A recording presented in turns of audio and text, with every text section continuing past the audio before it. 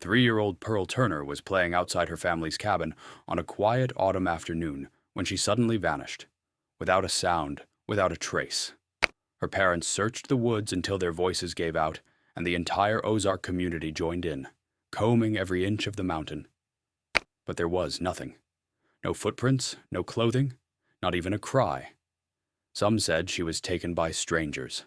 Others whispered the mountains themselves had claimed her. What really happened to little Pearl Turner that day in 1923?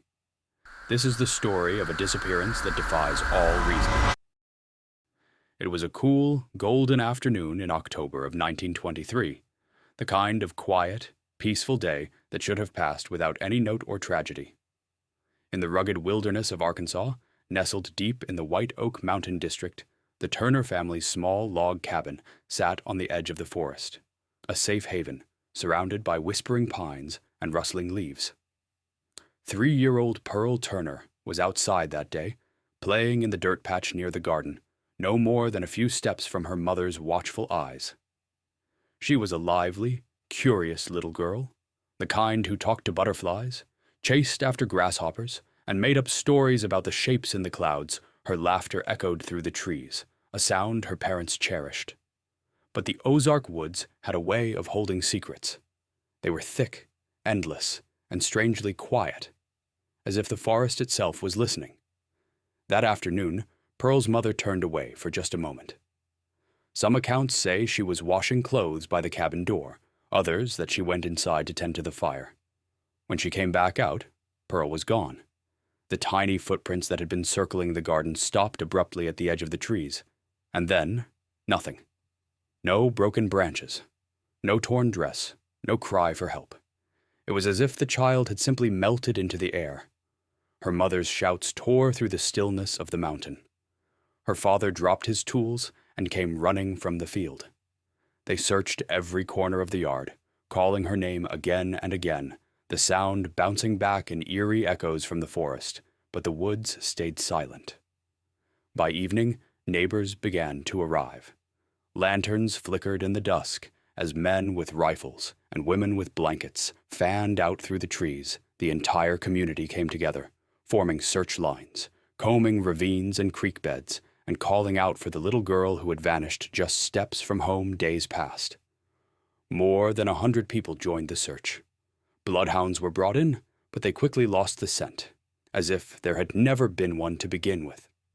Volunteers climbed rocky slopes, scoured caves, and dragged nearby ponds.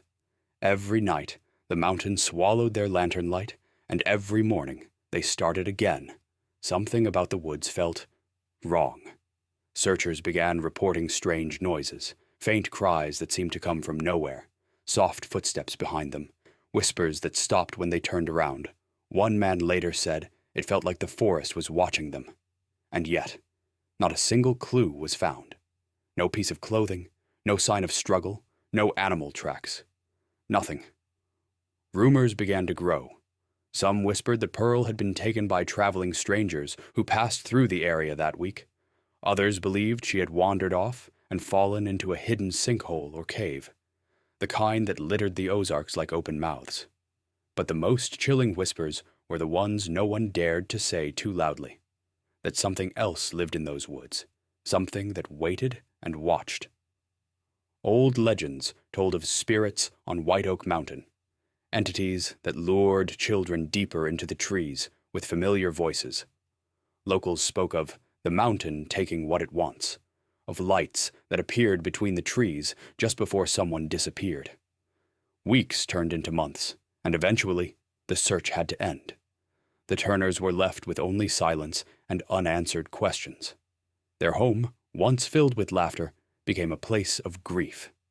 The cabin still stood there for years after, a lonely reminder of that October afternoon when time stopped.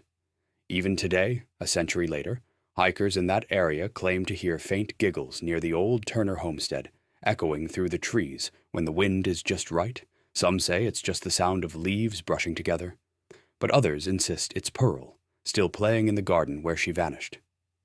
What really happened to little Pearl Turner? Did she wander too far and meet a tragic end hidden by time? Or was something far more sinister waiting for her in those woods that day? Whatever the truth may be, one thing is certain. The Ozark Mountains never gave her back.